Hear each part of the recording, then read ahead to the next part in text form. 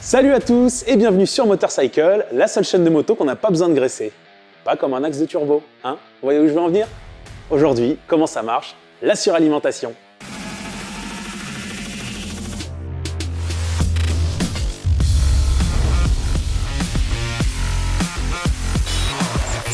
Ah là là, vu que je suis un dingue de gros moteur qui dégueule les chevaux, s'il y a bien un sujet qui me passionne en mécanique, c'est la suralimentation. Pour ceux qui savent pas de quoi je parle, si je vous dis compresseur, si je vous dis turbo, si je vous dis... menace. Exactement. Tout ça, ce sont des procédés pour suralimenter un moteur et lui offrir plus de puissance. Ces procédés, on en a un tout petit peu parlé dans notre Comment ça marche, augmenter ses performances. Je vous remets le lien, ça mange pas de pain. Mais là, on va se pencher sur leur histoire et sur leur fonctionnement pur et simple. Comme ça, vous saurez pourquoi ça fait des...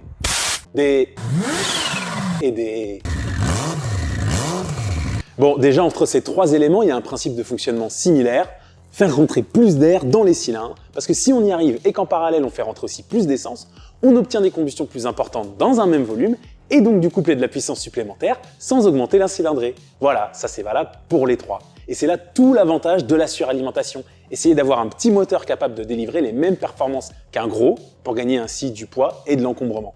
Tu n'es pas gros, mon trésor, tu as une ossature lourde. Bon, après, on peut aussi suralimenter des gros moteurs, hein. Ça, si on cherche des performances extrêmes, oui, c'est possible. Bon, allez, par quoi on attaque? Le turbo? Non, j'ai envie de garder le meilleur pour la fin. On va d'abord s'intéresser au protoxyde d'azote. Bon, lui, il a plein de petits noms, hein. Oxyde nitreux, gaz hilarant, NOS. Bon, encore que ça, c'est une antonomase. Une quoi? Une antonomase. Mais qu'est-ce que c'est ton truc? Bon, je suis un peu un escroc, j'ai dû chercher le terme exact sur Google. Ouais. C'est quand t'appelles un truc par le nom de la marque la plus connue à faire ce truc. Ouais, comme Kellogg's, quoi. Voilà, ou tu dis pas du ruban adhésif, tu dis du scotch. Voilà, okay. NOS, c'est pareil, ça c'est Nitrous Oxide System, mais c'est les grosses bonbonnes bleu fluo, là, voilà, on les a tous vues, mais c'est du protoxyde d'azote. Et c'est quoi du protoxyde d'azote? Je vais t'expliquer. Allez.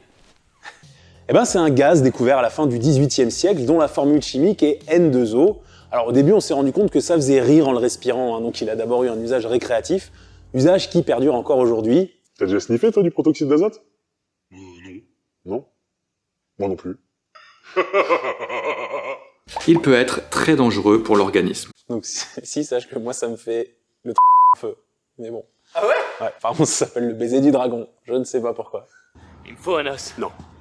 Si, il m'en faut un. Bon, en tout cas, au bout de 50 ans à rigoler comme des débiles, on a vu que ça marchait aussi comme anesthésiant. C'est cool. Et puis un peu moins cool, pendant la Seconde Guerre mondiale, c'est l'Allemagne qui a eu l'idée de l'utiliser dans ses moteurs d'avion pour compenser le manque d'oxygène à haute altitude. Parce que oui, le protoxyde d'azote, c'est pas une sorte d'essence surpuissante comme le nitrométhane. Le nitrométhane, faudra que j'en parle un jour aussi. C'est-à-dire que ça pue littéralement la merde. Non, là c'est tout l'inverse, c'est juste un gaz qui permet d'apporter plus d'oxygène sous pression dans les cylindres à plus faible température. Et donc en rajoutant plus d'essence, eh ben, ça pète plus fort, et donc le temps de l'injection, on a plus de chevaux.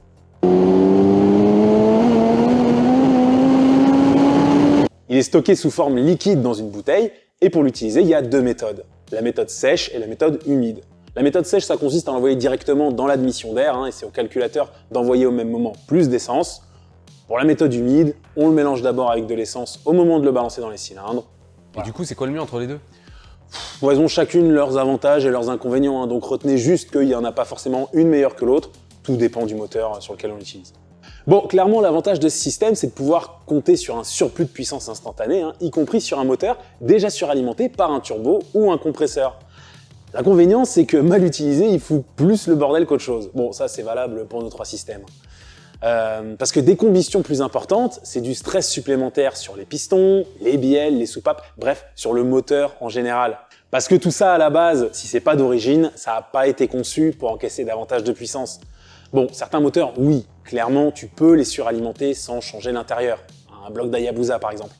Mais en restant sur des pressions raisonnables. Avec de grosses pressions, non, il n'y a pas de miracle. Il va falloir le renforcer et le décomprimer. Et ça veut dire ensuite que sans la suralimentation, il marche moins bien. Ah ouais, donc en gros, le NOS, c'est soit tu règles ton moteur nickel et quand il y en a, tout va bien, mais quand il y en a plus, t'as plus de watts. Ouais. Par contre, c'est l'inverse, ton moteur marche super bien sans et quand t'en mets, tu risques de tout péter, quoi. Bah ouais, c'est exactement ça. Oui, oui, tout à fait. Voilà. Ah ouais. Et il n'y a pas de bonne solution, quoi. Si, bah... Tout péter, c'est mieux. Oui, tout péter, c'est mieux. péter, Oui, non. mieux. Bah, il faut en fait en envoyer raisonnablement. Voilà.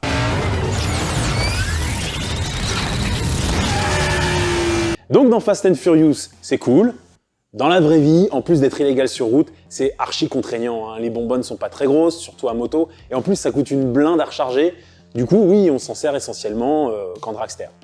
Et du coup, j'ai une dernière question. Oui. C'est quoi les espèces de petits jets là d'air là? Tu sais qu'on voit là souvent les trucs de oui, noces. d'accord. C'est la purge en fait, c'est pour purger le système. J'ai une image là dans Fast and Furious, tu sais, ça fait pi pi pi. Ah, c'est parce qu'il soulève la jupe de la meuf, non? Non, pas du tout. Oui, des fois, il peut y avoir de l'air dans ton circuit de protoxyde d'azote, et si tu t'en sers à ce moment-là, bah, ça va pas marcher. Tu vas juste envoyer plus d'essence dans le moteur. La purge, elle sert donc à remplir tout ton circuit de noces en chassant l'air par une petite soupape pour que le système soit prêt à l'emploi. Tu fais ça avant un run en général. Bon, maintenant, on peut passer au compresseur. Alors, historiquement, c'est un peu compliqué parce que vous allez voir qu'il y a différents types de compresseurs. Donc, on va surtout retenir que sa toute première utilisation sur un moteur, c'était en automobile au début des années 20. Son principe de fonctionnement, c'est quasiment le même que pour le turbo. Simplement, ils ne sont pas actionnés par la même source d'énergie. À part ça, le but reste d'amener plus d'air dans le moteur. Ça, je crois que c'est bon, vous avez compris. Comme je disais, pour y arriver, on a différents types de compresseurs qui existent. Le seul point commun, c'est qu'ils sont tous actionnés par le vilebrequin. Ça peut être via une chaîne ou une courroie, mais en tout cas, le rythme est calqué sur celui du moteur. Plus il tourne vite, plus ça souffle fort. Sauf qu'une fois qu'on a atteint le régime moteur maxi, bon, on ne peut pas aller au-delà. Autre inconvénient, puisque c'est le moteur qui actionne le compresseur, il perd une petite quantité de puissance pour pouvoir en produire plus. Comment? Pour fournir de l'énergie, il a besoin de puiser dans sa propre énergie. Est-ce que c'est plus clair? J'ai rien compris. Oui, c'est pas grave. Retiens juste qu'on a un vilebrequin qui tourne, on vient se prendre dessus et on active un dispositif qui compresse de l'air. Ça peut avoir la forme d'une turbine, comme sur la famille des Kawasaki, H2, H2R, H2SX, ZH2. Oui, le compte est bon. Je les ai tous. Merci à tous. Une turbine qui peut tourner à plus de 130 000 tours quand même, hein. C'est pas mal. Et il vient d'où ce petit sifflement là? On va voir ça après. En tout cas, une H2R, la plus puissante, c'est 326 chevaux pour 1000 cm3. C'est incroyable comme rendement. D'ailleurs, la gamme H2, ça fait partie des très rares deux roues à avoir été équipée d'origine d'un compresseur. La toute première, c'était une BMW, la Type 255 Compressor de 1935, équipée d'un flat de 500 cm3 avec un compresseur qui développait à peu près 60 chevaux, ce qui était suffisant pour l'emmener à 220 km/h quand même, dans les années 30. Il y a aussi la Orex V6 qui devait avoir un compresseur à l'origine mais que n'aura pas la version finale, auto dont on a parlé ici, si vous voulez en savoir plus. Et puis après, j'ai beau chercher, c'est le Peugeot Satellis Compressor. Jamais compris ce truc-là, tu te traînais quasiment pareil et juste tu consommais 2 fois plus. Je suis un visionnaire. Bon, après on trouve pas mal de kits compresseurs à adapter sur la plupart des motos modernes. Le fonctionnement reste le même, on se prend au vilebrequin et on actionne une soufflerie branchée sur l'admission. T'as deux principaux types, la turbine comme sur la H2 mais placée différemment. Esthétiquement on est très proche du turbo et le compresseur à vis. Quoi? Si. Non. C'est celui qu'on trouve beaucoup là sur les V8 américains. Dedans en fait c'est deux grosses vis qui tournent et ça suffit à comprimer l'air qui est ensuite envoyé dans le moteur. Bon, ce système-là à moto il est très rare parce qu'il prend énormément de place, mais ça existe. Comme d'hab, dès qu'on touche à la suralimentation, la facture explose si on veut faire ça bien. Comptez au moins 4 à 5 000 euros. En plus, le compresseur, comme tu dois le brancher au vilebrequin d'une manière ou d'une autre, ça impose vachement plus de contraintes.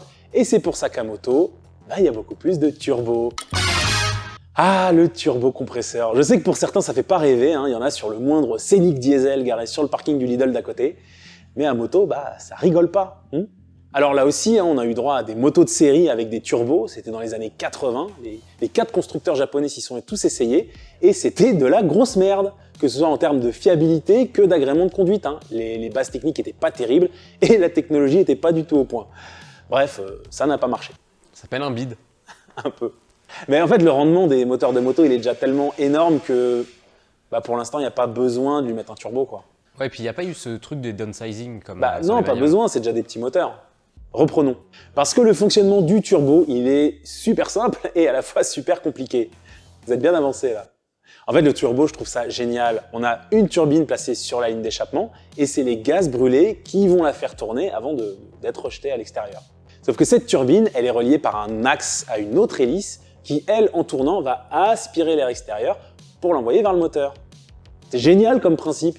Même sur les bagnoles? C'est sur les lignes Toujours, d'échappement? C'est bien sur sûr. l'évacuation? Ouais. Donc en fait, ça fait tourner, et puis ça fait tourner la turbine d'admission qui, voilà.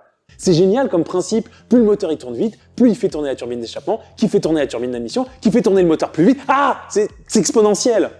Donc oui, si tu jugules pas un peu le truc, ça finit par casser. Mais tant que tu renforces ton moteur et que tu contrôles ta pression, bah tu peux y aller. Tu peux y aller même très fort. Vous vous souvenez de ça?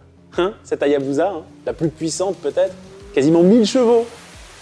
Sauter du banc. Bon, je m'égare. Alors, comme le rupteur qui limite le régime moteur maxi, il existe un système pour que, arrivé à une certaine pression, le surplus s'en aille et le turbo souffle pas plus fort que prévu. Ça s'appelle la wastegate, et elle est placée sur l'échappement. Et quand elle s'ouvre, ça fait encore plus de bruit. Mais faut pas la confondre avec la dump valve. Ça, c'est l'erreur la plus courante. Ça, on en trouve aussi sur certains montages de compresseurs, c'est-à-dire que comme on a un circuit d'admission d'air sous pression, bah, l'air, il peut que aller dans le moteur. Sauf que quand on arrête d'accélérer, ça ferme l'entrée du moteur. On a de l'air qui est piégé. Qu'est-ce qu'il fait? Bah, il veut repartir dans l'autre sens. Sauf que là, qu'est-ce qu'il fait? Bah, il va trouver la turbine. Et la turbine, elle tourne très très vite, on a dit. Donc, de l'air qui vient freiner une turbine qui est entraînée, ça lui fait pas du bien. Donc, qu'est-ce qu'on a fait? On a mis une espèce de soupape, en fait, voilà, sur le circuit d'air. C'est ça la dump valve, c'est elle qui s'ouvre, c'est elle qui fait pchit. Et voilà, et selon le type de montage de turbo, selon le type de moteur, selon la pression, ça fait des pchits différents. Et ben moi je l'aime ce pchit. Moi aussi, énormément.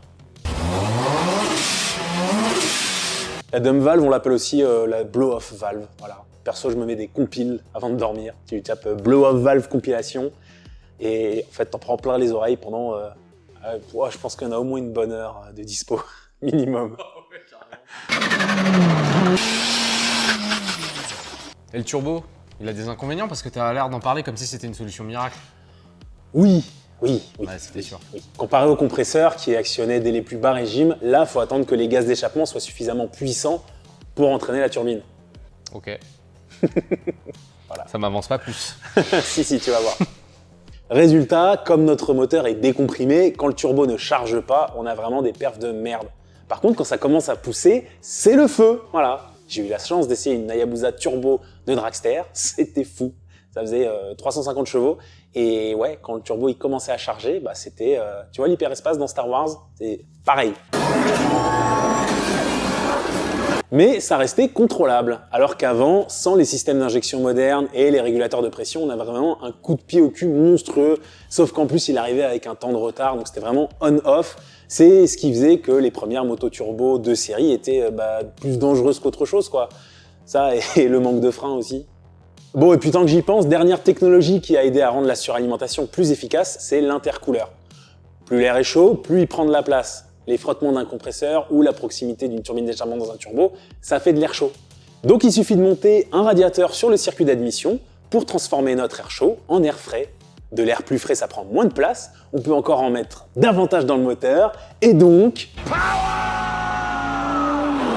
Voilà, on arrive à la fin de ce comment ça marche sur la suralimentation.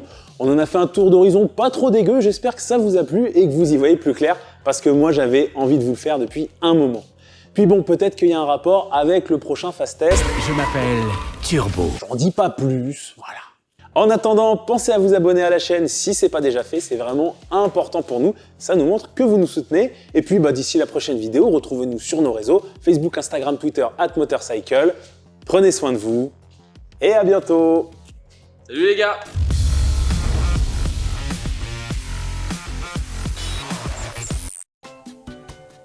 Ok. Est-ce que ça vous allait?